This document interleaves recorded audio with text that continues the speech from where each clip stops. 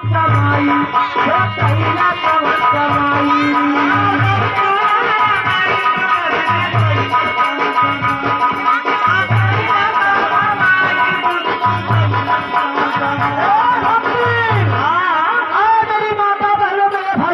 अच्छा 9 महीना 9 दिन 9 सेकंड हमारे महतारी अपने पेट में पाले ली। अच्छा 2 महीने हमें हमारे कवन कमाई करीला सही है कुछ नहीं धन्य हो नारायण कितना कष्ट काट के महतारी हमारे पैदा करेली। आए मेरी माता बहनों मेरे भाइयों अभी कल की बात है आज माँ के ओपरी से एक बच्चा पैदा हुआ हमारे खास हमारे घर में माँ का देहांत हो गया बच्चा भी। कैसे लेकिन महाराज